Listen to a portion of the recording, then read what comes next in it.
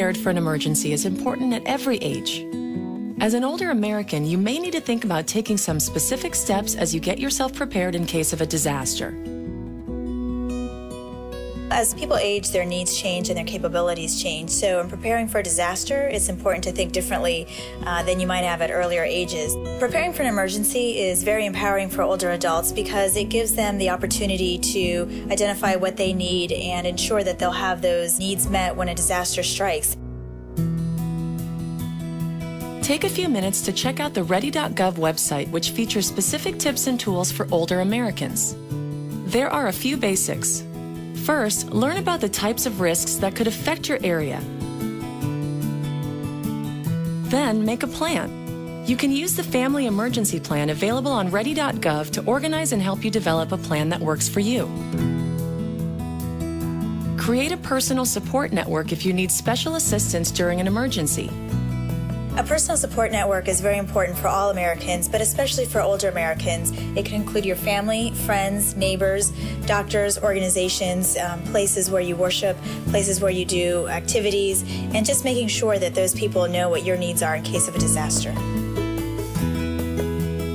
Let the people in your personal support network know what medicines you rely on, and if you have any physical limitations.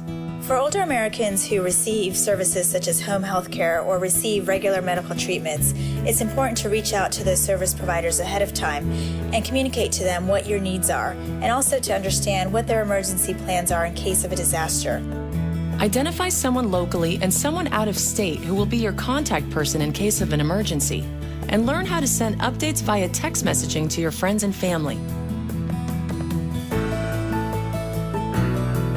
One of the things that we've noticed in the past during major emergencies, both the regular phone lines as well as the cell phone lines were overwhelmed.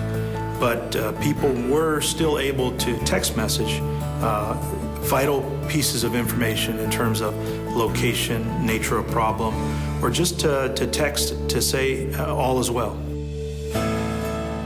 Once you have a plan, prepare an emergency kit.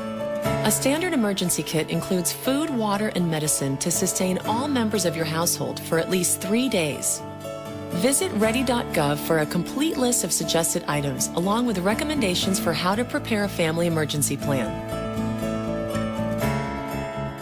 Pay particular attention to certain things, like making sure you have enough of any medications you take, an extra pair of glasses in case one breaks, or extra batteries for hearing aids.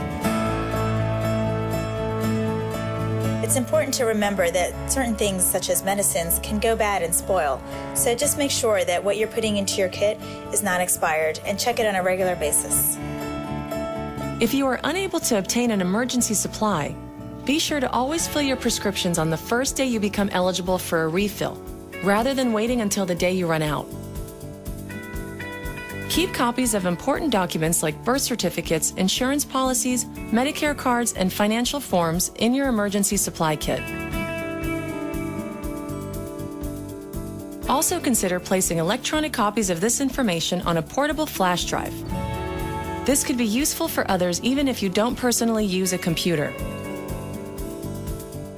For those who depend on the mail for their Social Security benefits, switching to electronic payments is one simple, significant way people can protect themselves financially before disaster strikes. Federal benefit recipients can sign up by calling 800-333-1795 or at www.godirect.org. A disaster can occur at any moment. By making the commitment to prepare yourself ahead of time, you'll have the peace of mind and confidence needed to get through any emergency situation. Check out the information for older Americans on Ready.gov and get started preparing today.